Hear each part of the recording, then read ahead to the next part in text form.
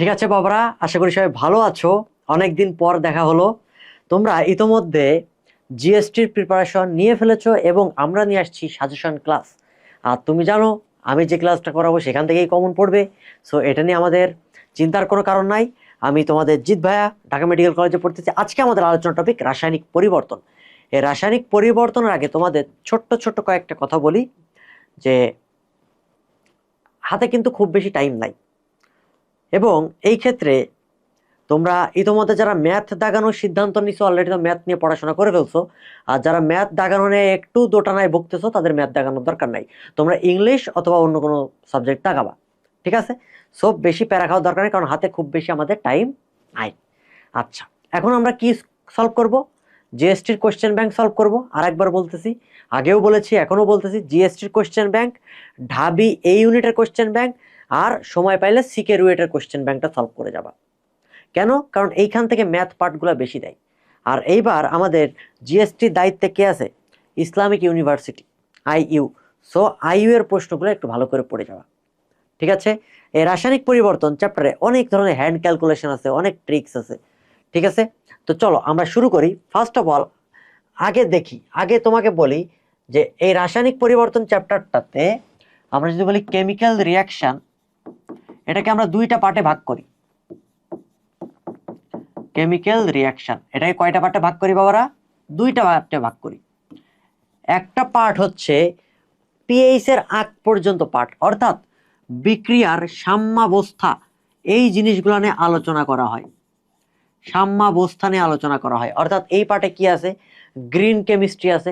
তোমরা কমেন্টে জানাবা গ্রিন কেমিস্ট্রির নীতি কয়টা, এবং অ্যাটম ইকোনমি বেশি হইলে সেটা গ্রিন কেমিস্ট্রিকে সমর্থন করে, নাকি অ্যাটম ইকোনমি কম হইলে গ্রিন কেমিস্ট্রিকে সমর্থন করে, এটা তোমরা কমেন্টে জানাবা, ঠিক আছে? ওকে, সাম্যাবস্থা, গ্রিন কেমিস্ট্রি, প্রভাবক, তাপমাত্রা, এইগুলা নিয়ে আলোচনা করা হবে। এরপরে চলে আসো the most important topic, pH and buffer. PH and buffer এই টপিকটা নিয়ে আলোচনা করা হয়। সো রাসায়নিক পরিবর্তনটাকে মেনলি দুইটা পার্টে আমরা ভাগ করি। এর মধ্যে সবচাইতে বেশি ইম্পর্টেন্ট টপিক যেটা, সেটা হচ্ছে এইটা, পিএইচ এবং বাফার। পিএইচ এবং বাফার টপিকটা সবচাইতে আমাদের বেশি ইম্পর্টেন্ট। সো এই ক্ষেত্রে আমাদের কিছু সূত্র আছে, এই সূত্রগুলো সলভ করতে হবে। আমি আজকে মেইনলি তোমাদের হ্যান্ড ক্যালকুলেশনটা দেখাবো, আর কমেন্ট বক্সে একটা লিঙ্ক দিয়ে দিতেছি। এই লিঙ্কে রাসায়নিক পরিবর্তনের একটা ক্লাস দেওয়া আছে, এটা হচ্ছে ভার্সিটির বেসিক ক্লাস। ওই ক্লাসটা একটু করে ফেলবা। আর সাথে সাথে তুমি জানো অলরেডি জিৎ বিশ্বাস পেজে বস মেথড চলতেছে। এই বস মেথড তোমাদের জিএসটি এবং মেডিকেল ভার্সিটি এইগুলার কথা চিন্তা করেই কিন্তু বানানো বস মেথড সিরিজটা, যে কোন কোন টপিকগুলো বেশি ঝামেলা হয়। সো ওই টপিকগুলো কিন্তু জিৎ বিশ্বাস পেজে পেয়ে যাবা, ঠিক আছে? তোমরা ভিডিওগুলা এক নজরে পরীক্ষার আগে দেখে যাস, প্লিজ পরীক্ষার আগে এই ভিডিওগুলা দেখে যাস, ঠিক আছে? তো চলো আমরা বেশি কথা না বলে শুরু করি। প্রথমেই দেখো, আগে আমার ছবি দেখাই, কত সুন্দর একটা ছবি, তাই না? তোমাদের জন্য কোশ্চেন বানাচ্ছিলাম তখন ছবিটা তোলা। এটা দেখো, এই যে আমাদের কোন কোন টপিক ইম্পর্টেন্ট, 3 স্টার 4 স্টার দেওয়া আছে। এখানে দেখো গ্রিন কেমিস্ট্রি নীতি হচ্ছে 12টা, অলরেডি আমরা বলে ফেলছি। 3 স্টার টপিক কোনটা? প্রভাবক, বিক্রিয়ার হার। এই টপিক থেকে প্রশ্ন ফ্রিকুয়েন্টলি আসে জিএসটির ক্ষেত্রে, ঠিক আছে? আর বাকিগুলো 2 স্টার। কেপিকেসি আসবেই, কেপিকেসি যদি না আসে তাহলে আমার নাম পাল্টাই দিবা, বলে দিলাম। কেপিকেসি থেকে প্রশ্ন আসবে আসবে আসবে, কেপিকেসি থেকে প্রশ্ন আসবে আসবে আসবে, ঠিক আছে? পরে চলো আমরা একটু দেখি লা শাতেলিয়ার নীতি। লা শাতেলিয়ার নীতি থেকে প্রশ্ন আসে, খুব একটা ইম্পর্টেন্ট না। এই যে মোস্টলি ইম্পর্টেন্ট টপিক যেটা, এই যে কেপিকেসি, তারপর লবণ, অম্ল ক্ষার, পিএইচ, পিওএইচ, পার্সেন্টেজ, এইগুলা। সো এই টপিকগুলা এই পৃষ্ঠাতে যেই যেই টপিকের কথা বলা হয়েছে, একটা জিনিসও যেন বাদ না যায়, একটা জিনিসও যেন বাদ না যায়। বোঝা গেছে বাবারা? তো চলো এখন আমরা কোশ্চেন প্র্যাকটিস শুরু করি। ফার্স্ট যে প্রশ্নটা আছে, এখানে টপিকের নাম দেওয়া আছে, এটা গেল। আচ্ছা, কোশ্চেন প্র্যাকটিস শুরুর আগে আমি তোমাদের জন্য একটা চার্ট নিয়ে আসছি, একটা চার্ট নিয়ে আসছি। এই চার্টে কি আছে, কোন পদ্ধতিতে কোনটা উৎপন্ন হয়, এটা ভেরি ভেরি ইম্পর্টেন্ট। এই কারণে এই চার্টটা তোমাদের জন্য আনা হয়েছে, ঠিক আছে? জাস্ট স্লাইড থেকে এই চার্টটা তোমরা এক নজরে দেখে যাবা। পরীক্ষায় পড়বে, কিন্তু পরীক্ষায় কি পড়বে জানো? বলা হবে যে এই যে অ্যামোনিয়া তৈরি হয় কোন পদ্ধতিতে। বা বলবো স্পর্শ পদ্ধতিতে কি তৈরি হয়, স্পর্শ পদ্ধতিতে তাপমাত্রা কত, চাপ কত, এই জিনিসগুলো কোনটাতে কোন প্রভাবক কাজে লাগে, এই জিনিসগুলো কিন্তু পরীক্ষায় আসবে। সো এই জিনিসটা জানতে হবে। দেখো হেবারবস পদ্ধতিতে আমাদের মেনলি একটা জিনিস মনে রাখো, এফি তো প্রভাবক, কিন্তু এর পরেও এখানে আমরা মলিবডেনাম ব্যবহার করি, আবার অনেক সময় অ্যালুমিনিয়াম অক্সাইডও ব্যবহার করি। এই অ্যালুমিনিয়াম অক্সাইড, মলিবডেনাম এরা হচ্ছে প্রভাবক প্রমোটার বা প্রভাবক সহায়ক, মনে থাকবে। ওকে, ডান। পরেরটাতে আসো, এই যে কেপিকেসি। কেপিকেসি রাশিমালাটা মুখস্থ রাখাটা ভালো। যদি তুমি কেপিকেসি রাশিমালাটা মুখস্থ করে রাখতে পারো, তাহলে পরীক্ষার ক্ষেত্রে এমসিকিউ সলভ করাটা তোমার জন্য ইজি হবে। তারপরেও আমরা তো অলরেডি বেসিক দিয়ে বের করা শিখছি। এই ক্ষেত্রে তুমি সবসময় যদি মুখস্থ রাখতেই হয়, এই N2O4 এইটা মুখস্থ রাখবা, 4 alpha square P divide by 1 minus alpha square. আরেকটা রাখবা হচ্ছে কই গেল, এই যে PCl5 এরটা, alpha square P divide by 1 minus alpha square KP. এইটাই ম্যাক্সিমাম ক্ষেত্রে পরীক্ষাতে বারবার আসে। ডান। ওকে, তাহলে আমরা এটা জেনে গেলাম। এই যে কোশ্চেন চলে আসো, জিএসটিতে 23-24 আসছে, গরম গরম প্রশ্ন। কি বলছে আমরা একটু দেখার চেষ্টা করি। 25 ডিগ্রি সেন্টিগ্রেড তাপমাত্রায়, গুড, 0.01 মোলার, অর্থাৎ এটা সি, অর্থাৎ ঘনমাত্রা দেওয়া আছে 0.01 মোলার ঘনমাত্রা জলীয় দ্রবণে অ্যাসিটিক অ্যাসিডের 4.2% এটা আলফা বিয়োজিত হয়, তাই না? বিয়োজন মাত্রা দেওয়া আছে, যদি বিয়োজন মাত্রা দেওয়া থাকে সেটা তো আলফার মান আমরা জানি। এই ক্ষেত্রে বলছে হাইড্রোজেন আয়নের ঘনমাত্রা কত।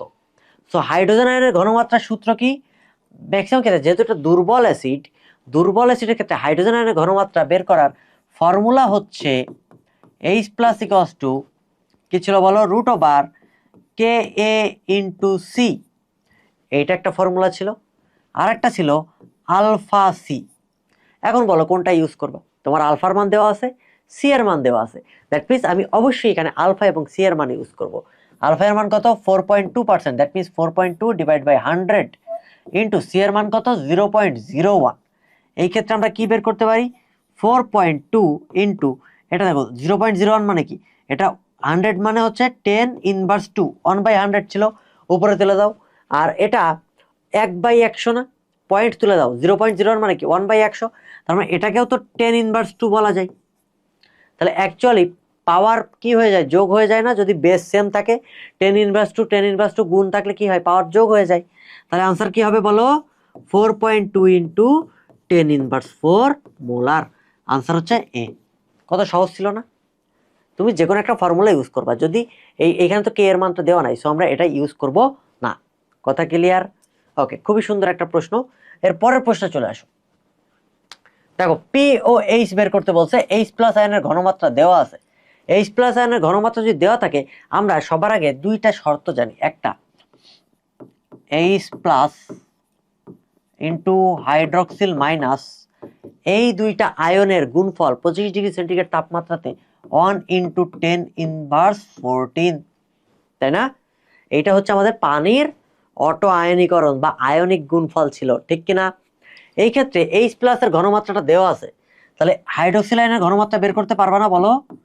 হাইড্রক্সিল আয়নের ঘনমাত্রা হবে 1 × 10^14 ডিভাইড বাই হাইড্রোজেন আয়নের ঘনমাত্রা কত, 1 × 10^4। তাহলে হাইড্রক্সিল আয়নের ঘনমাত্রা কত হবে, হাইড্রক্সিল আয়নের ঘনমাত্রা হবে 1 × 10^, এই যে -4 ছিল, উপরে -14, তার মানে কত হবে 10⁻⁻10। আর পিওএইচ সমান সমান কি বলো, পিওএইচ সমান সমান -log হাইড্রক্সিল আয়ন। তাহলে -log ইন্টু 1 লেখাও যা, না লেখাও তাই, তার মানে 10^10 অর্থাৎ 10 হবে। উত্তর কত, 10। খুবই সহজ না? এটা আমরা আরেক নিয়মে করতে পারি। ফার্স্ট অফ অল আমি আয়নিক গুণফল দিয়ে বের করছি, হাইড্রক্সিল আয়নের ঘনমাত্রা বের করে ফেলছি, হাইড্রক্সিল আয়নের ঘনমাত্রা বের করে পিওএইচ বের করছি। এটা কি বুঝছো? ওকে, গুড। আমরা আরেকটা নিয়ম দেখাই। আমরা যদি আরেকটা নিয়ম দেখানোর চেষ্টা করি, দেখো একটু খেয়াল করো, একটু। আমরা জানি পিএইচ প্লাস পিওএইচ সমান সমান 14, ঠিক না? ওইখানে হাইড্রোজেন আয়নের ঘনমাত্রা দেওয়া ছিল, সো পিএইচ আমরা যদি বের করতে চাই -log H+ বের করব, যদি মাইনাস লগ এইচ প্লাস বের করি, minus log of H plus এর ঘনমাত্রা কত ছিল? 1 ইন্টু 10 ইনভার্স 4, তাই না? 1 ইন্টু 10 ইনভার্স 4 ছিল। সো 1 ইন্টু 10 ইনভার্স 4, বুঝছো? তার মানে এটা কত হবে? 1 লেখাও যায় না লেখাও যায়, 10 ইনভার্স 4 আছে, এই পাশে চলে আসলে 4 হয়ে যায়। পিএইচ বের করে ফেলছো, অর্থাৎ 4 প্লাস পিওএইচ ইকুয়ালস টু 14, আর পিওএইচ সমান সমান কি হবে? 14 মাইনাস 4 ইকুয়ালস টু 10। এই যে আমাদের আনসার। যে কোনো নিয়মে করা যায়, এইটা সবচাইতে সহজ মেথড ছিল।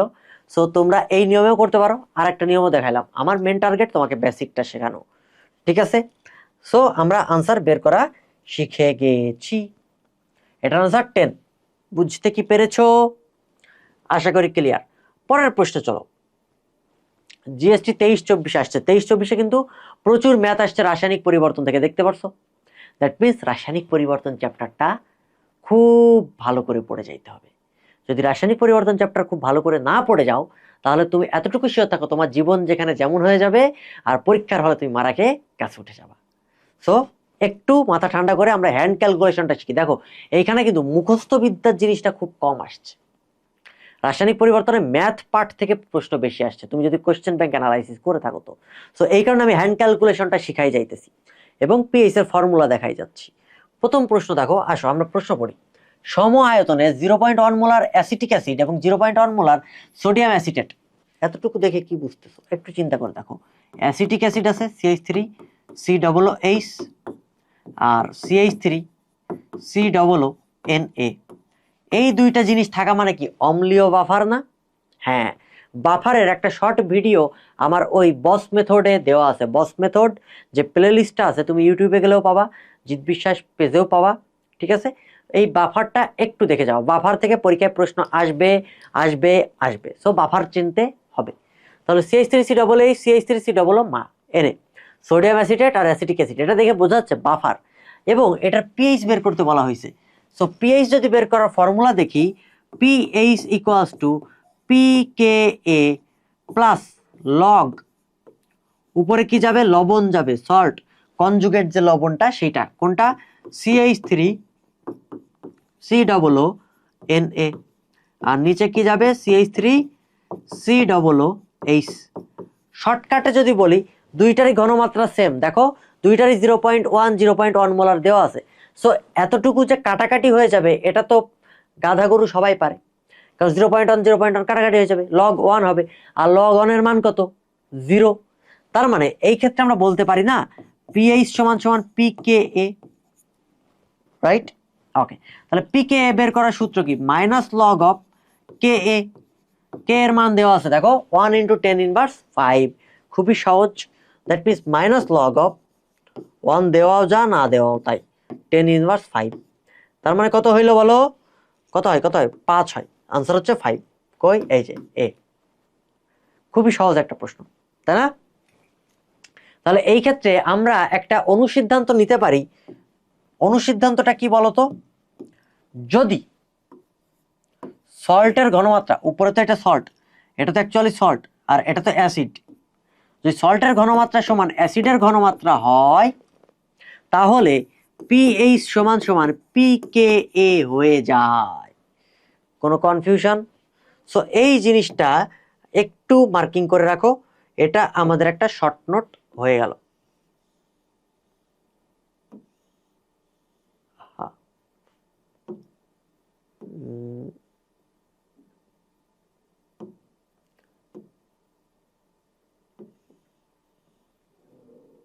ওকে, ডান। কি হচ্ছে? হয় না কেন? আচ্ছা, মুছে দিই, দাও 1 সেকেন্ড। পিএইচ সমান PKa, মেন কথা এটা মুখস্থ করতে হবে, শেষ। ওকে, বোর্ড হ্যাং করছে। এরপরটাতে আসো। খুবই চমৎকার একটা প্রশ্ন। দেখো সব প্রশ্ন কিন্তু গরম গরম আসছে, দ্যাট মিনস রাসায়নিক পরিবর্তনটা কি পরিমাণ ইম্পর্টেন্ট তুমি কি বুঝতে পারছো? এটা বুঝতে শিখতে হবে। একটা বিক্রিয়া দেওয়া আছে N2O4 এবং 2NO2, অর্থাৎ N2O4 এর বিয়োজনের একটা বিক্রিয়া দেওয়া আছে। বলা হয়েছে Kp সমান 0.008 অ্যাটমসফিয়ার, N2O4 এর আংশিক চাপ 0.8 অ্যাটমসফিয়ার, NO2 এর আংশিক চাপ কত? আমাদের Kp এর ফর্মুলা লিখতে হবে। ফার্স্ট অফ অল তুমি দেখো N2O4 এটা যদি বিয়োজিত হয় 2NO2 হয়েছে। 2NO2 যদি হয়ে থাকে এইটার কেপি এর ফর্মুলা হবে উপরে উৎপাদ নিচে বিক্রিয়ক। উপরে কি উৎপাদ, নিচে কি বিক্রিয়ক। উৎপাদের আংশিক চাপ যেহেতু কেপি বলছি, NO2 এইটার স্কয়ার, কারণ মোল 2 চলে আসছে, পাওয়ার স্কয়ার হয়ে যাবে। আর নিচে PN2O4 মান বসাই দাও। এখন আমরা মান বসাবো, NO2 বের করতে হবে। সো আমি NO2 কে এই পাশে রাখলাম, PNO2 আংশিক চাপ সমান সমান root over KP into PN2O4। এটা লেখা যায়? যায়। এখন মান বসাও, রুট ওভার অফ এটা কত 0.123, তিনটা জিরো মানে তিনটা ডিজিট আছে, এটাকে কি আমি এইভাবে লিখতে পারি না? 8 ইন্টু 10 ইনভার্স 1 2 3 3, 8 ইন্টু 10 ইনভার্স 3 লেখা যায় কিনা বলো? অবশ্যই যায়। সো আমরা এটাই লিখবো 8 ইন্টু 10 ইনভার্স 3। কেন? কারণ এই যে হ্যান্ড ক্যালকুলেশন, তুমি তো পয়েন্টের হিসাব পারবা না। এটা 0.8, এটাকে আমরা 8 ইন্টু 10 ইনভার্স 1 লেখা যায় কিনা? অবশ্যই যায়। তার মানে ইন্টু 8 ইন্টু 10 ইনভার্স 1। চলে আসো, একটু চিন্তা করে দেখো তো, 8 8 ডাবল আছে, সো এটাকে আমরা 8 স্কোয়ার লিখতে পারি। আর 10 ইনভার্স 3 10 ইনভার্স 1 এটাকে 10 ইনভার্স 4 লিখতে পারি, রুট ওভার। সহজ না? তাহলে রুট আর স্কোয়ার কাটাকাটি হয়ে যায়, দ্যাট মিনস এই ক্ষেত্রে একটা 8 থাকে। ঠিক আছে, এইখানে লিখি একটা 8 থাকে ইন্টু 10 ইনভার্স 4 আর রুট, রুট মানে কি পাওয়ার হাফ, রুট মানে কি পাওয়ার হাফ, রুট মানে পাওয়ার হাফ, এটা তো আমরা জানি। তাহলে হাফ করে দাও, তাহলে 10 ইনভার্স 2। এই হচ্ছে দ্যাট ইজ আওয়ার আনসার। কত? 8 ইন্টু 10 ইনভার্স 2, আনসার বি। সহজ না? খুবই সহজ, কিন্তু মানে খুবই সহজ, হ্যান্ড ক্যালকুলেশনের মতো ম্যাথ আসতেছে। এইগুলো যদি তুমি না পারো তাহলে তো বিপদ। পরের প্রশ্ন আসো, সেম প্রশ্ন, এটার আনসার তোমরা আমাকে দিবা। দেখো 22 23 আসছে, একই প্রশ্ন, জাস্ট মান চেঞ্জ করে দিয়ে 23 24 আসছিল। দেখো এখানে বলছে 0.4 মোলার CH3COOH, 0.4 মোলার CH3COON। দেখেই বোঝা যাচ্ছে বাফার দ্রবণ। আমরা একটু আগে করছি, আগেটাতে কি ছিল 0.1 মোলার ছিল। সো শর্টকাট আমরা মনে রাখছি, যেহেতু ঘনমাত্রা 1 সুতরাং পিএইচ সমান সমান PKA হয়ে যাবে, যেহেতু অ্যাসিডিক বাফার বা অম্লীয় বাফার। সো পিএইচ সমান সমান আমরা পাইবো minus log of 1 into 10 inverse 5 equals to 5। Answer কত? 5। শেষ। খুবই সহজ না? খুবই সহজ, একই মান আসছে আনসার, আগেরটাতেও কিন্তু আনসার পাচ্ছিল। সো আমি বলতে পারি এইবারের পরীক্ষাতেও এই ধরনের বাফার আসার সম্ভাবনা আছে। বাফারের পিএইচ পরীক্ষায় আসার চান্স 90% শিওর। সো দাগিয়ে দিলাম, এটা পড়ে যাও, পরীক্ষায় কিন্তু আসবে, বলে দিলাম। জিএসটিতে আসবে, এটা আমি বলে দিলাম। এটা দেখো জিএসটি 22 23 আসছে, খুবই মজার একটা প্রশ্ন। এই প্রশ্নটা তোমরা অনেকেই ভুল করো, এই প্রশ্নটা তোমরা অনেক জায়গায় অনেক নিয়মে শিখছো, বাট এটার একটা শর্ট টেকনিকও আছে। আমরা আগে বেসিক দেখি। চলো, বলতেছে একটি বিক্রিয়া 10 এবং 30 ঘন্টায়, অর্থাৎ টাইম দেওয়া আছে, 50% হয়, 87.5% হয়। বিক্রিয়াটি কোন ক্রমের? বিক্রিয়ার ক্রম বের করতে বলছে। সো ফার্স্ট অফ অল আমরা K1 এবং K2 বের করব। K1 এর জন্য 10 ঘন্টা 50%, K2 এর জন্য 30 ঘন্টা 87.5%। ওকে, সো আমরা K1 K2 বের করব। K1 K2 মানে বিক্রিয়ার হার ধ্রুবক, এই দুইটাকে ভাগ করে দিব। যদি K1 এবং K2 এর মান 1 আসে তাহলে প্রথম ক্রমের বিক্রিয়া, যদি K1 ভাগ K2 এটার মান 2 আসে তাহলে দ্বিতীয় ক্রমের বিক্রিয়া। কথা বোঝা গেছে? সো K1 K2 বের করার ফর্মুলাটা আমাদেরকে জানতে হবে। এটা হচ্ছে বেসিক, এটা বেসিক। ফর্মুলাটা লিখো যে K1 না দিয়ে আমরা K লিখি। হ্যাঁ, আমরা K লিখি, K equals to 2.303 divide by T. T মানে সময়, এই যে 10 ঘন্টা 30 ঘন্টা। Okay, log A divide by A minus X. মানে কি? এই ক্ষেত্রে ভালো করে বুঝো, খুব ভালো করে বুঝবা। আমরা বেসিক বোঝাচ্ছি। এটা কি বোঝাচ্ছি? এটা হচ্ছে আমাদের অ্যাকচুয়ালি বেসিক। বেসিক, ঠিক আছে? এটা হচ্ছে জিৎ বাবার বেসিক। আসো আমরা একটু বেসিক শিখি। Basic basic basic. এই ক্ষেত্রে টি কে হচ্ছে হার বা হার ধ্রুবক, অনেকে অনেক নাম বলে, আমরা হার ধ্রুবক লিখলাম। টি হচ্ছে সময়, তুমি সেকেন্ডেও নিতে পারো, যেহেতু 2টা ঘন্টায় আছে, সো আমার কোনো ইস্যু নাই। এ হচ্ছে প্রাথমিক অবস্থা। প্রাথমিক অবস্থা, এটা তোমরা অনেকেই ভুল করো, এটা একটু বেসিক দেখাই দিই, ঠিক আছে? এটা কিন্তু যে কোনো কোচিংয়ে যাও এই টিচাররা এটা পড়ায় না, কারণ এটা একবারই আসছে 22-23-এ। সো বাট এবার আসার চান্স আছে, এই ধরনের প্রশ্ন আসার চান্স আছে, সো বেসিকটা একটু দেখতে হবে। প্রাথমিক অবস্থা, এক্স কি কত পার্সেন্ট তোমার হচ্ছে হয়েছে, শেষ হয়েছে, শেষ শেষ যদি এক্স হয়, তাহলে এ মাইনাস এক্স কি বোঝাচ্ছে? অবশিষ্ট, অবশিষ্ট অংশ বোঝাচ্ছে, ঠিক আছে? তাহলে আমরা বলতে পারি K equals to 2.303 divide by T into log, উপরে আদি নিচে অবশিষ্ট, উপরে আদি নিচে অবশিষ্ট। কথা ক্লিয়ার? ওকে, গুড। সো এখন আমরা এই ক্যালকুলেশনটা করার চেষ্টা করব। আমরা 10 ঘন্টার ক্ষেত্রে K1 ধরবো, 30 ঘন্টার ক্ষেত্রে K2 ধরবো। কোনো কনফিউশন? কোনো কনফিউশন নাই। আমরা K1 এবং K2 ধরে দুইটাকে ভাগ করে দিব। আসো আমরা করি। এই তো জীবন। K1 equals to 2.303 divide by 10 log, উপরে কত ধরবো? দেখো 50% দেওয়া আছে, দ্যাট মিনস পার্সেন্টেজ হিসাবে করা আছে। যদি পার্সেন্টেজ হিসাবে করা থাকে, তাহলে আদি অবস্থা কি ধরবো? 1 ধরবো না 100 ধরবো? অবশ্যই 100 ধরবো। সো এর মান 100, নিচে কি 100 মাইনাস 50, ওই যে 50% বাদ দিলে 50% থাকে, তাহলে এটা কত হয়?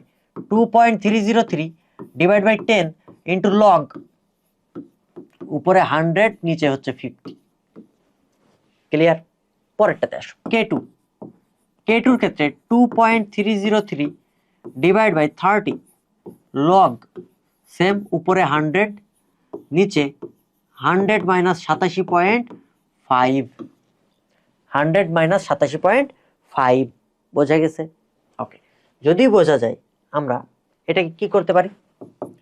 2.303 ডিভাইড বাই, এটাকে আমরা লিখতে পারি 3 into 10, right? Okay, good. Log 100 divide by 12.5, ঠিক আছে? ওকে, ঠিক আছে।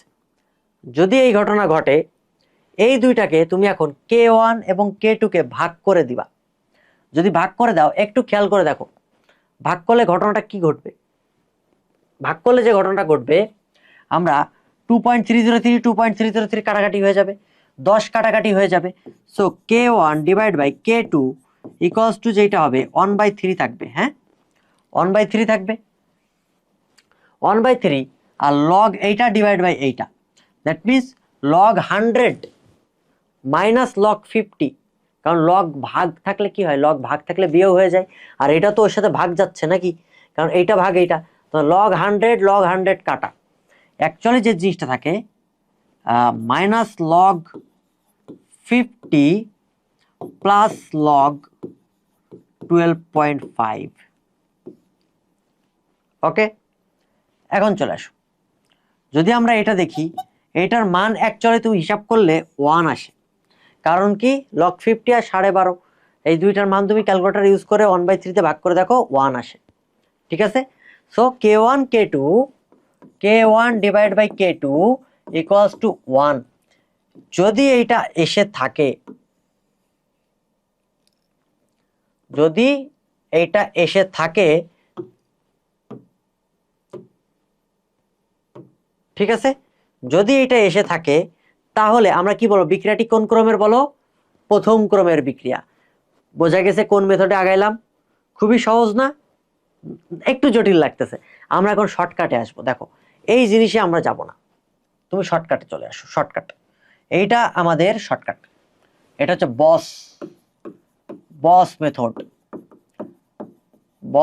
মেথড। আসো, প্রশ্নটা একবার দেখে আসি, ভালো করে দেখো। একটি বিক্রিয়া 10 ঘন্টাতে কত পার্সেন্ট হয়েছে? 50% হয়েছে। ভালো করে বুঝো, 10 ঘন্টাতে কত পার্সেন্ট হয়েছে? 50% হয়েছে। ক্লিয়ার? ওকে, গুড। যদি 50% অবশিষ্ট থাকে, 50% ক্ষয় হওয়া মানে কি? 50% অবশিষ্ট হওয়া। তাহলে 50% যদি অবশিষ্ট থাকে, তার মানে আমি কি বলতে পারি না 10 ঘন্টা হচ্ছে এর অর্ধায়ু? অবশ্যই অর্ধায়ু, টি হাফ কিন্তু বের হয়ে গেছে, ঠিক আছে। আর 30 ঘন্টাতে 87.5% সম্পন্ন, 87.5% খতম, তাহলে বাকি আছে কত? 12.5%, রাইট? সো সো সো চমলক্ষ ভাবে আমরা যেটা করব, এই দেখো 10 ঘন্টায় অবশিষ্ট 10 ঘন্টায় অবশিষ্ট থাকে কত? 50%, মানে কত? 1/2, ঠিক না? এরপর চলে আসো, যদি 30 ঘন্টা দেখো, 30 ঘন্টায় কতটুকু অবশিষ্ট থাকে বলো? 30 ঘন্টায় অবশিষ্ট থাকে হচ্ছে তোমার 100 মাইনাস কত? 87.5। ওই 87.5% তো সম্পন্ন হয়ে গেছিল, তাহলে 87.5 যদি বাদ দিয়ে দিই তাহলে অবশিষ্ট থাকে কত? 12.5%, 12.5%। এই 12.5% মানে কি? 12 125 ডিভাইড বাই 100 আর একটা শূন্য 1000, এইটার মানে হচ্ছে তোমার 1/8, বুঝছো কিনা? তাহলে এটা হচ্ছে 1/8। 1/8 কে আমরা 1/2 টু দি পাওয়ার কিউব এইভাবে লিখতে পারি কিনা? অবশ্যই লিখতে পারি। আর 30 ঘন্টাকে আমরা 3 ইন্টু 10 এইভাবে লিখতে পারি কিনা? পারি। একটু চিন্তা করে দেখো তো, এইটাকে আমরা 1 ইন্টু 10 আর এটা 2 এর পাওয়ার 1 এইভাবে লিখতে পারি কিনা? পারি। তার মানে আমরা দেখতেছি অর্ধায়ুর n সংখ্যক গুণিতক অবস্থায় অবশিষ্ট থাকে 1/2 টু দি পাওয়ার n, বুঝছো? তার মানে একটা সমান্তর ধারায় বা গুণোত্তর ধারা যাই বলো না কেন, একটা সুন্দর সামঞ্জস্যতা রেখে সে বজায় রেখে সে নিজের গতিতে এগিয়ে যাচ্ছে। আমি যদি তোমাকে বলতাম 20 ঘন্টাতে কতটুকু অবশিষ্ট হবে, তুমি নিঃসন্দেহে 20 ঘন্টাকে কি লিখতা? 2 ইন্টু 10। তাহলে এই টাইমে অবশিষ্ট যেটা থাকবে 1/2 টু দি পাওয়ার স্কোয়ার, অর্থাৎ 1/4, এই 1/4, 1/4 অবশিষ্ট থাকতো, বুঝছো? যেহেতু এইভাবেই ঘটনাটা ঘটতেছে, এবং এইটা কোন ক্ষেত্রে ঘটে? প্রথম ক্রম বিক্রিয়ার ক্ষেত্রে। প্রথম ক্রম বিক্রিয়াতে অর্ধায়ুর হিসাব করা হয়, প্রথম ক্রম বিক্রিয়াতে অর্ধায়ুর একটি গুণিতক আকারে জিনিসটা হ্রাস পায় বা বৃদ্ধি পায়। সো আমরা এ থেকে বলতে পারি বিক্রিয়াটি একটি প্রথম ক্রমের বিক্রিয়া। আমার কথা কি বোঝা গেছে? প্রথম ক্রমের বিক্রিয়া। এই ক্ষেত্রে আমরা এখান থেকে অর্ধায়ু বের করতে পারি। শর্টকাট অর্ধায়ু বের করার শর্টকাট হচ্ছে টি হাফ ইন্টু এন। এইটা করলে তুমি অ্যাকচুয়াল টাইমটা পাবা, অ্যাকচুয়াল সময় পাবা। কখন? যে অবশিষ্ট থাকার। এই এনটা কি? অবশিষ্ট 1/2 টু দি পাওয়ার যে এন ছিল, 1/2 টু দি পাওয়ার এন যেটা ছিল, সেই এন মানে অবশিষ্ট। এই যে 1/2 টু দি পাওয়ার এন 3, এতটুকু অবশিষ্ট। এই 3 কে দেখো অর্ধায়ুর সাথে গুণ করলে টোটাল টাইম বেরিয়ে গেছে। সো এটা হচ্ছে শর্টকাট। ফিজিক্সেও তোমরা পড়ছো, নিউক্লিয়ার পদার্থবিজ্ঞানে, সো এইখানেও তোমরা পড়বা। আমরা একটু পরে এই টাইপের ম্যাথও দেখবো, এটা নিয়ে চিন্তার কোনো কারণ নাই। শর্টকাট কি এটা বুঝছো কিনা বলো? যে বস মেথডে কি আমরা দেখতেছি অর্ধায়ুর গুণিতক আকারে সুন্দর করে অবশিষ্ট থাকতেছে। সো যেহেতু অর্ধায়ুর গুণিতক আকারে অবশিষ্ট থাকতেছে, তার মানে এটা প্রথম ক্রমের বিক্রিয়া। তাহলে আনসার কি হবে বলো? এটার আনসার নিঃসন্দেহে প্রথম ক্রমের বিক্রিয়া হবে। Answer is B. পারবা? আমি তোমাকে বেসিকও বোঝাইলাম, আমি তোমাকে শর্টকাটও বোঝাইলাম, তুমি যেটা ভালো লাগে সেটা করবা। আর যদি মনে করো এটা করতে বেশি টাইম লাগতেছে, তাহলে তুমি এটা স্কিপ করবা। বুদ্ধিমানের কাজ হচ্ছে যেগুলো শিওর সেইগুলো আনসার করে আসা পরীক্ষায়। মানে আমার দরকার চান্স, আমাকে যে এটা আমি কেন পারলাম না, এটা আসলে পারলাম না, আমার কি দুর্বলতা আছে, এটা জানার দরকার নেই। তুমি সব পারবা না, এটাই স্বাভাবিক। এই বাস্তবতা মেনে নিয়ে পরীক্ষাতে যাইতে হবে। পরীক্ষার হলে যে তুমি ঠিক যেইগুলা ওভার শিওর যে না আমি 100% পারবো, সেইগুলাই দাগাইতে হবে। তারপরে তুমি বাকিগুলা নিয়ে চেষ্টা করো। বোঝা গেছে? আমি তোমাকে দুইটাই বুঝাই দিলাম, তোমার যেটা ভালো লাগে তুমি সেটা করবা। চলো পরের প্রশ্নে যাই। খুবই সুন্দর একটা প্রশ্ন, যে কেপি এর মান দেওয়া আছে। কিসের মান দেওয়া আছে বলো? কেপি এর মান দেওয়া আছে, কেসি এর মান বের করতে বলা হয়েছে। আমরা কি জানি? আমরা জানি KP equals to KC R T to the power del N, right? So আমরা যেটা করব, আগে কেপি সমান সমান কেসি আর টি, ডেল এন এর মান কত? ডেল এন যদি বের করতে হয় ডেল এন মানে হচ্ছে 2 - 1 = 1। কেন? কারণ ডেল এন মানে উৎপাদের মোল সংখ্যা মাইনাস বিক্রিয়কের মোল সংখ্যা। কি বললাম বাবারা? উৎপাদের মোল সংখ্যা মাইনাস বিক্রিয়কের মোল সংখ্যা। এই কেপিকেসি কিন্তু পরীক্ষা আসবে, বলে দিলাম। এই টাইপ, এইটা হুবহু আসবে না, এই টাইপের ম্যাথ আসবে, এই টাইপের ম্যাথ পরীক্ষায় আসবে, জিএসটি তে চলে আসছে, আমি বলে দিলাম। যাও, আমি যেটা বলছি সেটা আসবে, শিওর থাকো, ঠিক আছে? এটা আসবে, মানে কেপিকেসি এর ম্যাথ আসবে, মানে আসবে, বলে দিছি, চলে আসছে। যাও, আমার মনে হচ্ছে চলে আসবে। তাহলে এটা 2 - 1, তাহলে কত হয়?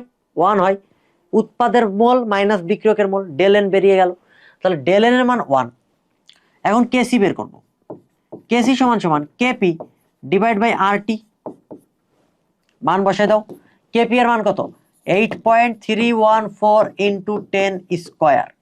নিচে আর এর মান কত বসাবো?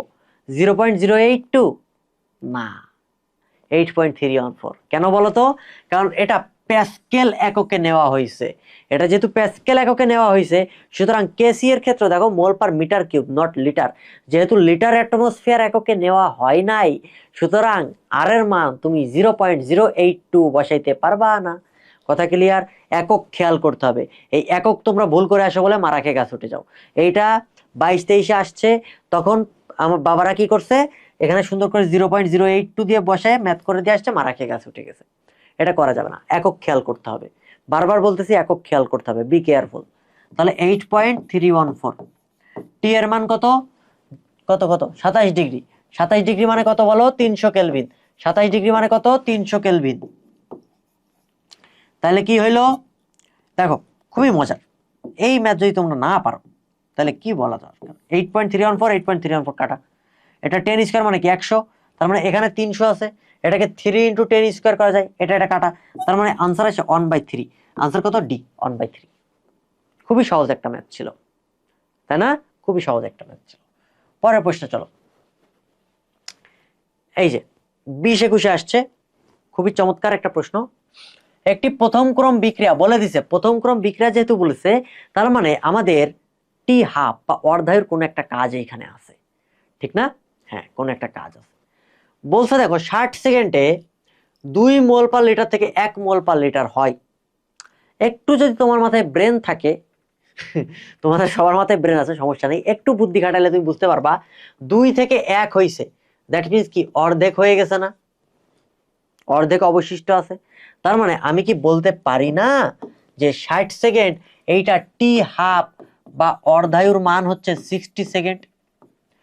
টি হাফ মানে কি? অর্ধায়ু। এটা দেখে তো বোঝা যায়। ওকে, এখন বলছে বিক্রিয়কের ঘনমাত্রা 0.5 মোল পার লিটার থেকে 0.125 মোল পার লিটারে আসতে গেলে কি করতে হবে, মানে কত সেকেন্ড সময় লাগবে? তোমাকে কি বের করতে বলছে? এখানে কি করব? টি এর মান বের করতে বলছে। সো ফার্স্ট অফ অল আমরা যে এই যে যেটা অবশিষ্ট আছে সেটাকে আদি অবস্থাতে ভাগ করব। এন এর মান বের করতে হবে। আমরা একটু আগে ওই শর্টকাট শিখছিলাম, রাইট? সো এটাকে আমরা ভাগ করি 0.125 ডিভাইড বাই 0.5। তাহলে এইটা ছিল অবশিষ্ট, আর এইটা হচ্ছে আদি অবস্থা, রাইট? আর এটা দেখে তো আমরা কি বুঝছি? প্রথমটা দেখে অর্ধায়ু বের করে ফেলছি, নিচেরটা দেখে আমাদের বের করতে হবে টাইমটা। সো এইখানে অর্ধায়ুর কোনো ফ্যাক্ট তো আসতেছে না। ক্লিয়ার? সো আমরা কি করব, এটাকে এখন ভাগ করো, এই পয়েন্ট তুলে দাও। পয়েন্ট তুলে দিলে উপরে থাকে 125 ডিভাইড বাই নিচে 1000। এটা কি বুঝো যে পয়েন্ট তুলে দিলাম, এরপরে 3টা শূন্য চলে আসে, ইন্টু 5, আর উপরে থাকে হচ্ছে 10। কারণ কি? এই দেখো, এই দেখো, এই পয়েন্ট তুলে দিছি, তার মানে 5/10 হয়, আর এই পয়েন্ট তুলে দিয়ে নিচে 1000 আসছে। এবার কাটাকাটি করো। কাটাকাটি যদি করি, তাহলে এই শূন্য এই শূন্য কাটা, তার মানে আনসার যেটা আসে 125, আর নিচে থাকে 500। একটু হিসাব করে দেখো তো, একটু যদি হিসাব করো, তাহলে যেটা ঘটে এটা হচ্ছে 1/4 হয়। 1/4 হয়, কারণ 125কে 4 দিয়ে গুণ করো, 500 আসে। 125কে 4 দিয়ে গুণ করলে কত হয়? 500 হয়। এতটুকু জানা উচিত। এইবার চিন্তা করো, এটাকে আমরা হাফের পাওয়ার হিসাবে নিব। কি করব? কি করব? হাফের পাওয়ার হিসাবে নিব। হাফের পাওয়ার মানে কি? এটাকে 1/2 এর পাওয়ার কত করলে 1/4 হয়? স্কোয়ার, ঠিক না? হ্যাঁ। সো এই ক্ষেত্রে আমার এই 2টা উপরের যে পাওয়ারটা, এটাই এন এর মান, এটাই এন এর মান। এন ইকুয়ালস টু কত? 2। এটা কি বুঝছো? আমরা অবশিষ্ট ডিভাইড বাই আদি করব। অবশিষ্ট ডিভাইড বাই আদি করার পরে আমরা যেই মানটা পাবো সেটাকে 1/2 এর পাওয়ার আকারে বের করব। এটা লুল, এটা 1/2 এর পাওয়ার আকারে বের করবা। ঠিক আছে, 1/2 এর যে পাওয়ারটা পাবা সেটা হচ্ছে n এর মান। n এর মান যদি পেয়ে থাকো তাহলে t ইকুয়ালস টু, আগে বলছিলাম n ইন্টু টি হাফ, ওই যে একটু আগে তো math করাইলাম, n into T half. n এর মান কত বলো 2, টি হাফের মান কত বলো 60, অর্থাৎ 60 ইন্টু 2 কত হয় 120 সেকেন্ড। আনসার হচ্ছে 120 সেকেন্ড। 120 সেকেন্ড পারা যাবে। মানে মেন কথা সহজ সিস্টেম, অর্ধায়ু জেনে গেছো, এরপরে অবশিষ্ট ডিভাইড বাই আদি করবা, যে মানটা পাবা 1/2 এর পাওয়ার আকারে করবা n ইন্টু অর্ধায়ু, অর্থাৎ টাইমটা বেরিয়ে যাবে। উল্টা প্রসেসে আসছি, আগে যেটা ছিল তার উল্টা প্রসেসে আসছি। ডান, ওকে। পরের প্রশ্ন আসো। প্রভাতকালে মুরগি নাচে ডালে, এই যে কেপি কেসি সমান হবে কি ক্ষেত্রে? সবসময় মাথায় রাখবা KP equals to KC R T to the power del N. এই ক্ষেত্রে ডেল এন এর মানে কি? ডেল এন মানে উৎপাদের মোল মাইনাস বিক্রিয়কের মোল। উৎপাদের মোল মাইনাস কি? বিক্রিয়কের মোল। ডেল এন যদি গ্রেটার দেন 0 হয়, অর্থাৎ পজিটিভ মান হয়, ডেল এন এর মান চিন্তা করো পজিটিভ। যদি পজিটিভ মান হয় তাহলে শিওর থাকো এই ক্ষেত্রে যে ঘটনাটা ঘটবে, কেপি এর মান বড় হবে কেসি এর চাইতে। ডেল এন এর মান যদি লেস দেন 0 হয়, অর্থাৎ ডেল এন এর মান নেগেটিভ, ডেল এন এর মান কি? নেগেটিভ। যদি নেগেটিভ হয় তাহলে শিওর থাকো কেপি ছোট হবে কেসি এর চাইতে। ঠিক আছে, আর ডেল এন এর মান যদি 0 হয়ে যায় তাহলে অবশ্যই কেপি সমান সমান কেসি হবে। ডেল এর মান 0 বসাও, তার মানে পাওয়ার 0 মানে কি 1, তোর কেপি ইকুয়ালস টু কেসি। এখন ডেল এন বের করব। এইটার ক্ষেত্রে ডেল এন কত? 1 আর 1 2, 2 মাইনাস 1, 2 মাইনাস 1 ইকুয়ালস টু 1। তার মানে এই ক্ষেত্রে ফার্স্ট মেথডটা কাজ করতেছে। বি তে চলে আসো। 2 2 মাইনাস 2 আর 1 3, 2 মাইনাস 3 অর্থাৎ মাইনাস 1। এক্ষেত্রে 2 নম্বর মেথডটা কাজ করতেছে। এইটাতে চলে আসো। 2 মাইনাস 4 অর্থাৎ 3 আর 1 4, উৎপাদ মাইনাস বিক্রিয়ক, অলওয়েজ উৎপাদ মাইনাস বিক্রিয়ক। ডেল এন মানে কি? উৎপাদ মাইনাস বিক্রিয়ক। 2 মাইনাস 4 মানে কি? মাইনাস 2। এইটাতে চলে আসো। 2 মাইনাস 2 অর্থাৎ 1 আর 2, আর এটা তো 2, 0। এইটাই হচ্ছে KP equals to KC. Answer D. বোঝা গেছে? এটা দেখলেই পারা যায়। তারপরও তোমাকে বেসিকটা বুঝাই দিলাম কেপি কেসি এর। কথা ক্লিয়ার? একটা জিনিস মাথায় রাখবা, কেপি কেসি এর সাধারণত কোনো একক নাই। কেপি কেসি এর কোনো একক নাই, কিন্তু অনেক সময় পরীক্ষাতে চলে আসে কেপি এর একক কি, কেসি এর একক কি। সেই ক্ষেত্রে একটু মুখস্থ করে রাখো, কেসি এর একক mole per litre to the power del N, KP এর একক atmosphere to the power del N. যদি পরীক্ষাতে অপশনে থাকে একক নাই, তাহলে উত্তর ওইটা দাগাইতে হবে।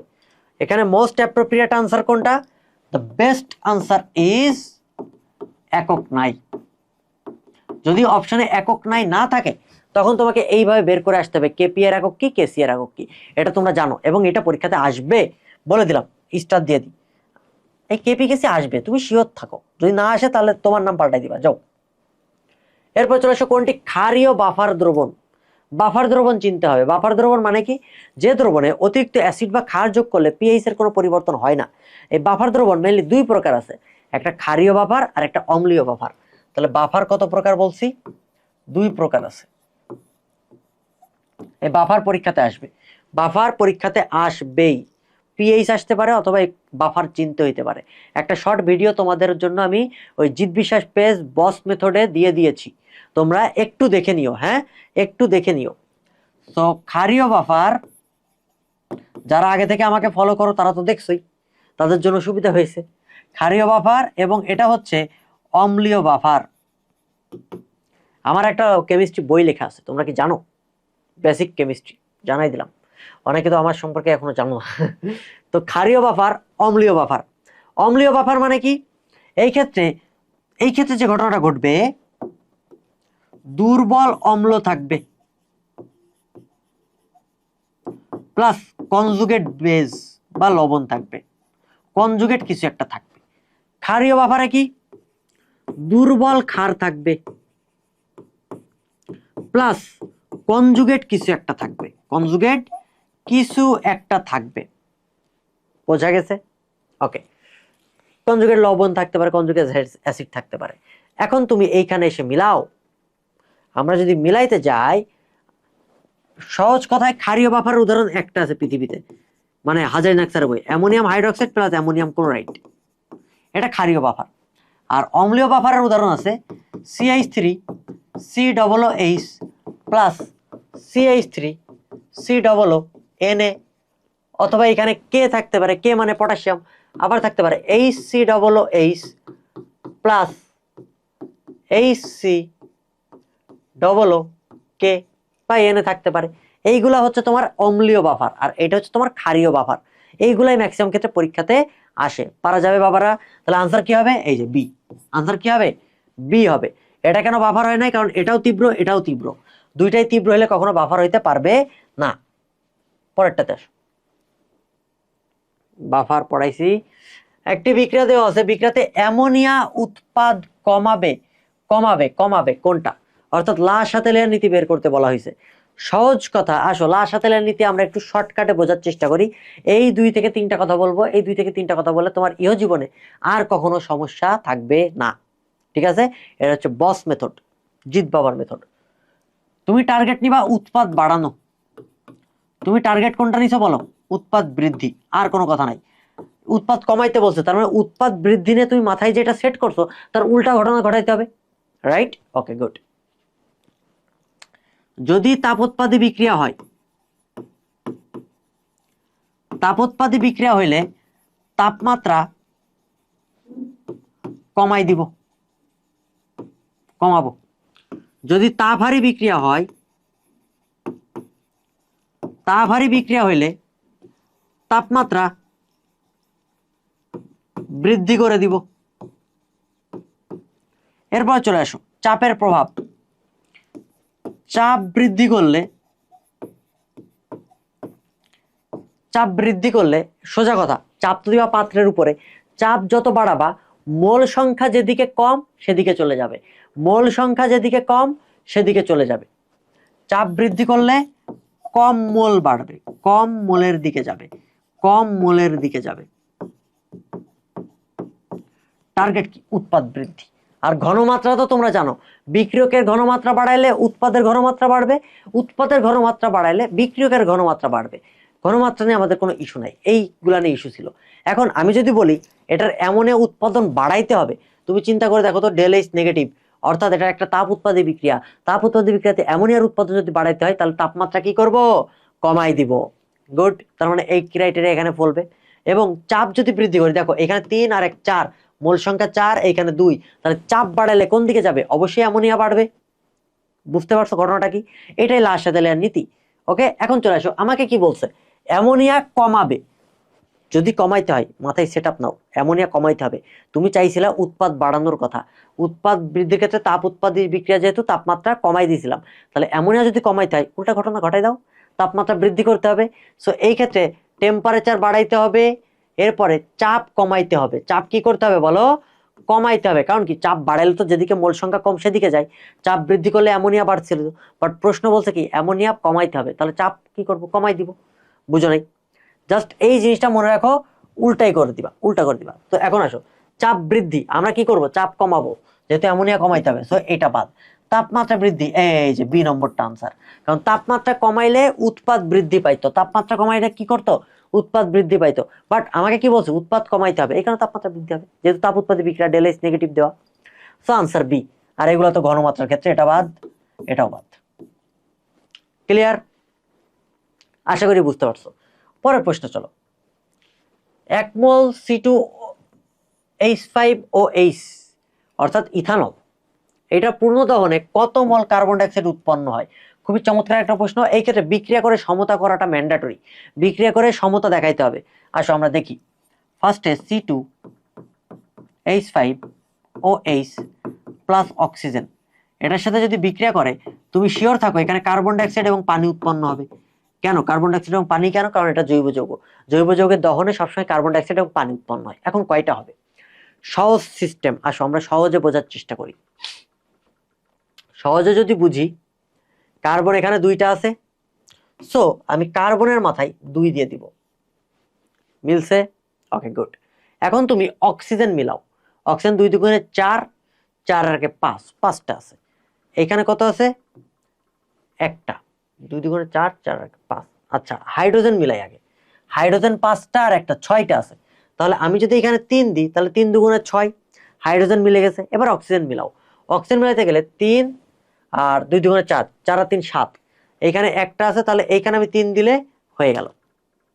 এবার বুঝছো ঘটনাটা কি করছি? দেখো কত সুন্দর। এবার বলো কত মোল কার্বন ডাইঅক্সাইড উৎপন্ন হয়েছে? অবশ্যই 2 মোল। আনসার কি? বি। সহজ সিস্টেম, যেই কয়টা কার্বন সেই কয়টা কার্বন ডাইঅক্সাইড হবে, আর কোনো কথা নাই। যেই কয়টা কার্বন সেই কয়টা কার্বন ডাইঅক্সাইড হবে। তোমাকে যদি আমি মিথেন বলতাম, মিথেনের দহনে কয়টা কার্বন ডাইঅক্সাইড উৎপন্ন হইতো? অবশ্যই একটা হইতো, কারণ কার্বন একটা আছে। বুঝছো? ওকে, ডান। পরের প্রশ্ন আসো। কোন বিক্রিয়ায় তাপ শোষিত হয়? অর্থাৎ সোজা কথায় তাপ হারি বিক্রিয়া কোনটা সেটা জিজ্ঞেস করছে। মনে রাখবা, সহজ শর্তে বলে দিই যে উগ্র বাপ। কি বলছি? উগ্র বাপ। উগ্র বাপ তার মানে কি? ঊর্ধ্বপাতন, গলন, বাষ্পীকরণ, পরমাণুকরণ। এই 4টা নামীয় বিক্রিয়া তাপ হারি, এরা তাপ উৎপাদী না। ক্লিয়ার? আর নাইট্রোজেনের দহন হচ্ছে তাপ হারি। যে কোনো কিছুর দহন তাপ উৎপাদী, শুধুমাত্র নাইট্রোজেনের দহন, শুধুমাত্র নাইট্রোজেনের দহনই হচ্ছে তাপ হারি। এটা মুখস্থ, বাই মুখস্থ করে ফেলবা। কেন? অত জানার দরকার নেই, কারণ যে কোনো দহন, অক্সিজেনের সাথে আমি যদি কার্বনের সাথে দহন ঘটাই, carbon plus oxygen, carbon dioxide, এটা হচ্ছে তাপ উৎপাদী। এটা কি বলো? তাপ উৎপাদী। যে কোনো দহন তোমার ক্ষেত্রে তাপ উৎপাদী হবে, বাট শুধুমাত্র নাইট্রোজেনের দহনটা কি হবে? তাপ হারি। সো এখানে আনসার কি? নাইট্রোজেনের দহন, অপশন সি।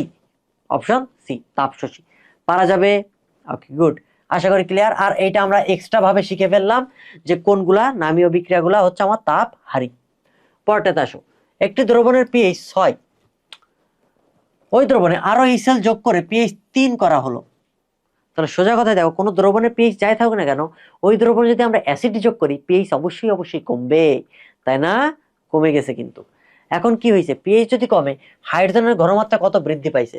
সহজ হিসাব, 10 to the power del pH, অর্থাৎ পিএইচ এর ডিফারেন্স বের করো। 10 টু দি পাওয়ার পিএইচ কত ছিল? 6, 3, 6 মাইনাস 3 কত হয়? 10 টু দি পাওয়ার 3। আনসার 1000 গুণ। খুবই সহজ না? খুবই সহজ কিন্তু। এটা হচ্ছে শর্টকাট। এটা কোন কাট ছিল? শর্টকাট। এখন আসো আমি তোমাকে বেসিক দেখাই। এই ম্যাথেরই তোমাকে বেসিক দেখাচ্ছি। আসো, বেসিক জানাটা একটু জরুরি, কারণ বেসিক না জানলে দেখা গেলো অন্যরকম ম্যাথ দিয়ে দিল, তখন তো তোমাকে বেসিক অ্যাপ্লাই করে আগাইতে হবে, তাই না? বেসিক, তুমি এই জিৎ বাবার কাছে আসছো মানে বেসিক শর্টকাট সব পাবা। আর রাসায়নিক পরিবর্তন চ্যাপ্টারটা যেহেতু গুরুত্বপূর্ণ, এই কারণে এই চ্যাপ্টারটা আমরা পরীক্ষার আগে আগে দিতেছি, আপলোড করতেছি, যেন তুমি বেসিকটাও বুঝে যাও, শর্টকাটও শিখে যাও। So first of all, first ক্ষেত্রে কি ছিল? প্রথম ক্ষেত্রে পিএইচ ছিল 6। একটু চিন্তা করো, প্রথম ক্ষেত্রে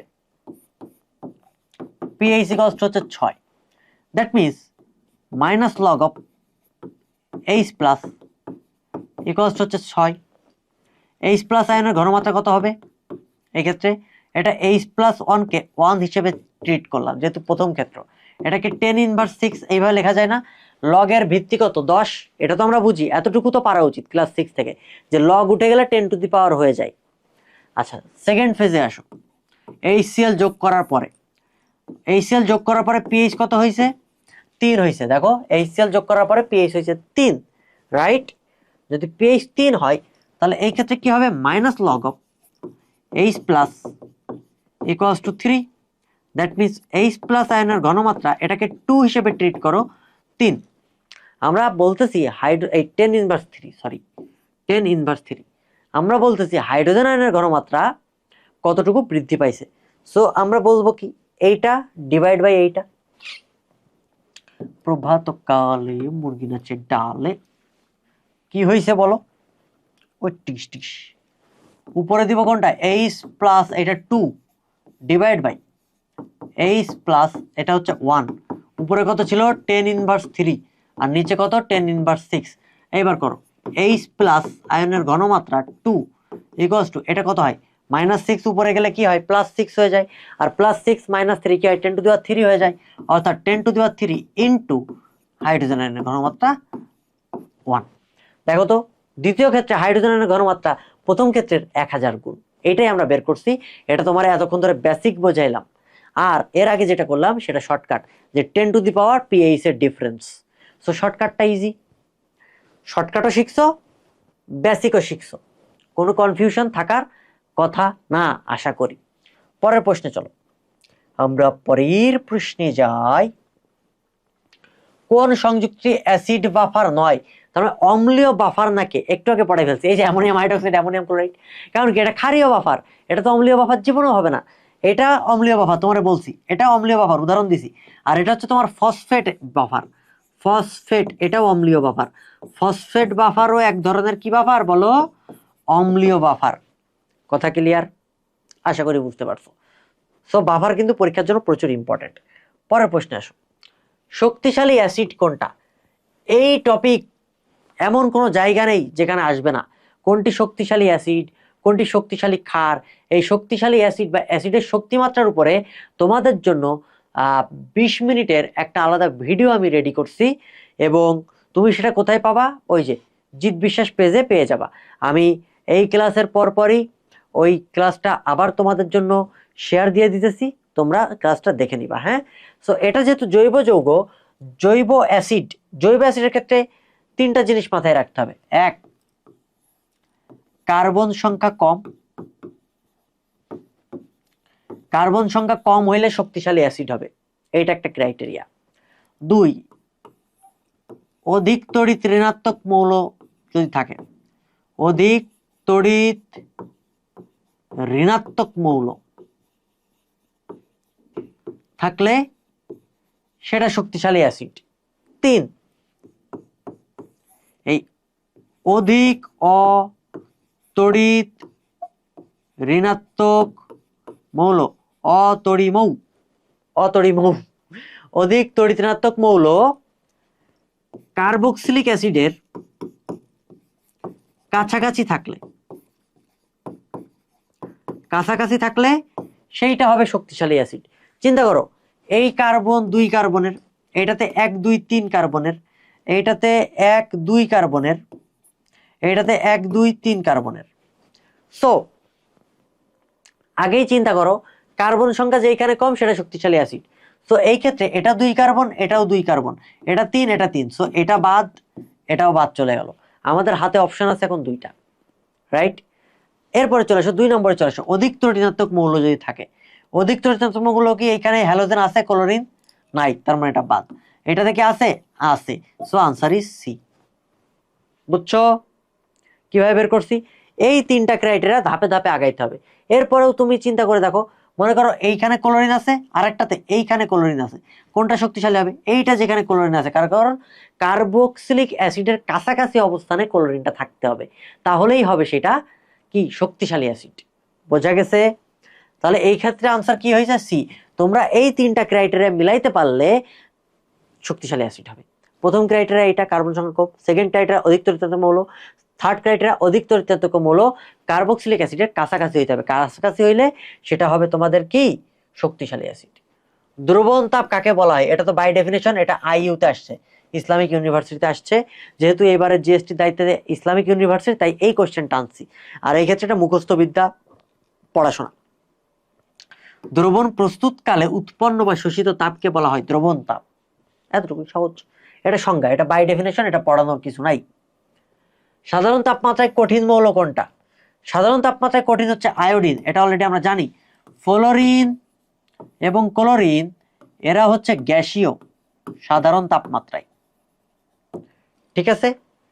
ব্রোমিন হচ্ছে তরল সাধারণ তাপমাত্রায়, আয়োডিন হচ্ছে কঠিন সাধারণ তাপমাত্রায়। আরেকজন তরল আছে সাধারণ তাপমাত্রায়, সে হচ্ছে কি বলো? মার্কারি, Hg, এটা হচ্ছে তরল। মার্কারি কি? তরল, এটা তরল ধাতু, আর এটা হচ্ছে তরল অধাতু। আর আয়োডিন তো কঠিন সাধারণ তাপমাত্রায়, জানো। So answer is iodine. পারা যাবে, আমরা আরো অনেক জিনিস জেনে গেলাম। সো আশা করি এরপরে আর কোনো কিছু ভুল হবে না। এই কঠিন তরল বায়বীয় এই জিনিসটা তোমরা মৌলের পর্যায়বৃত্ত ধর্মে আরো ভালো করে জানতে পারবা।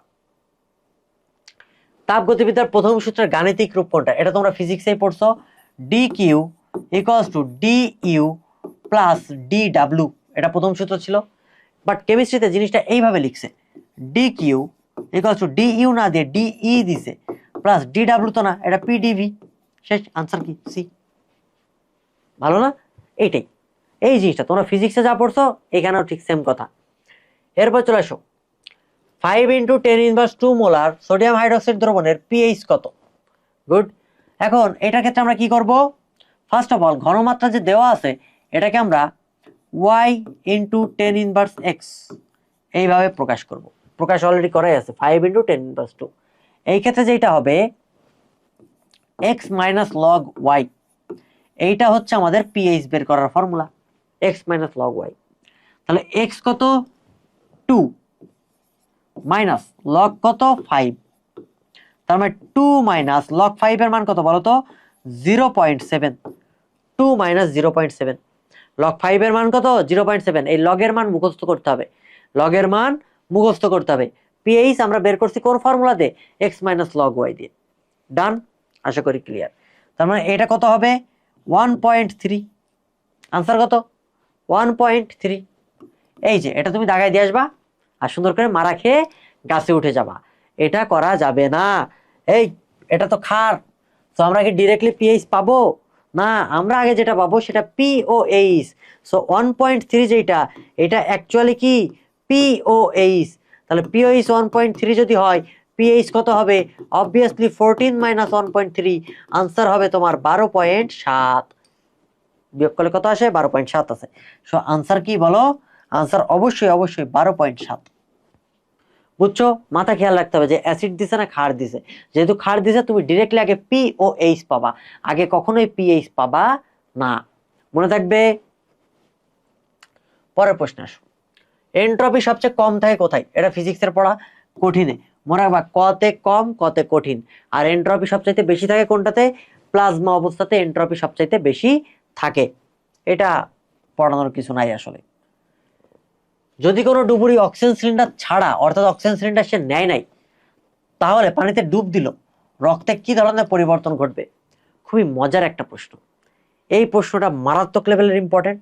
এটা সাস্টে আসার মতো প্রশ্ন, সাস্টে আসার মতো প্রশ্ন। ঠিক আছে, যেহেতু সামনে জিএসটি, সো সাস্ট নিয়ে আমরা কথা বলবো না, আমরা এটা নিয়ে বলি। একটা মানুষ তোমার হচ্ছে নিয়ে গেছে, সিলিন্ডার নিয়ে যায় নাই, তাহলে তার বডিতে কি বাড়তেছে বলো তো? তলদেশে যত যাচ্ছে অক্সিজেন সিলিন্ডার যেহেতু নাই, সেহেতু দম বন্ধ রাখবে, তাই না? পানিতে তুমি ডুব দিছো, দম বন্ধ রাখবা না? তাহলে কার্বন ডাইঅক্সাইড কিন্তু বাড়তেছে তোমার বডিতে। আর কার্বন ডাইঅক্সাইড বাড়া মানে কি? সে একসময় রক্তে তো রক্ত রস, সিরাম এইগুলো আছে না বাবারা? হ্যাঁ, এইগুলো আছে। তাহলে এইগুলা দেশে কি করবে? এই কার্বন ডাইঅক্সাইড পানির সাথে বিক্রিয়া করে তোমার H2CO3 তৈরি করবে, কার্বনিক অ্যাসিড। অর্থাৎ রক্ত রসের সাথে বিক্রিয়া করে কার্বনিক অ্যাসিড তৈরি করবে। যদি অ্যাসিড তৈরি করে তাহলে কি হয় বলো? পিএইচ বাড়ে না কমে? অবশ্যই কমে। সো আমরা দেখলাম কার্বন ডাইঅক্সাইড বাড়তেছে, পিএইচ কমতেছে। আনসার কোনটা হবে? এই সি, কার্বন ডাইঅক্সাইড লেভেল বাড়বে, পিএইচ কমবে। কথা ক্লিয়ার? কি হয়েছে ঘটনাটা? তুমি তো অক্সিজেন সিলিন্ডার নিয়ে যাও নাই, তোমার দম বন্ধ, তার মানে কার্বন ডাইঅক্সাইড তোমার বডির মধ্যে বাড়তেছে আর পিএইচ কমতেছে। ক্লিয়ার?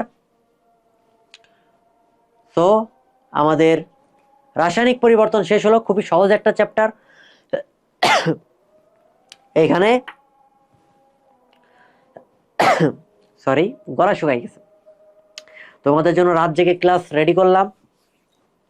এখন মোটামুটি ভোর এই যে 4:57, 5টা বেজে গেছে। তোমরা বলেছো যে কোন কোন টপিকের সমস্যা, তার জন্য এই যে জিৎ বিশ্বাস পেজে অলরেডি অনেক শর্ট শর্ট ভিডিও দেওয়া হয়েছে।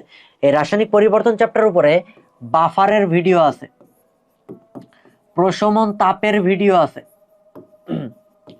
তারপরে অ্যাসিডের তীব্রতার ভিডিও আছে। এই 3টা ভিডিও তোমরা একটু দেখে আসবা, ঠিক আছে? জিৎ বিশ্বাস পেজে দেখে আসবা। যদি কোথাও কোনো সমস্যা থাকে আমাকে জানাবা। বস মেথড সিরিজও চলতেছে, সাথে আমরা জিএসটির জন্য প্রিমিয়াম সাজেশন ক্লাস নিছি। আর তুমি জানো এই স্লাইডে আমরা রেডি করছি কি, যেগুলো পরীক্ষায় আসার মতো, পরীক্ষায় যেগুলো আসবে আমি ঠিক সেইগুলাই পড়াই। তোমরা জানো না? অবশ্যই জানো যে জিৎ বাবা যা পড়ায় সেটাই পরীক্ষায় পড়ে। বিগত বছরের অভিজ্ঞতা থেকে বলতেছি, এবং তোমরা যদি কোশ্চেন দেখো আর আমার ক্লাসগুলো দেখো, কমন পড়ছে। সো এটা নিয়ে চিন্তার কোনো কারণ নাই।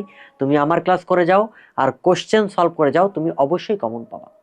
ঠিক আছে, সবাই ভালো থাকো, সুস্থ থাকো। আর যদি কোথাও কোনো সমস্যা থাকে অবশ্যই জানাবা। আর তোমরা দোয়া করো, একটা রিভিউ দিও কেমন লাগছে ক্লাসগুলা।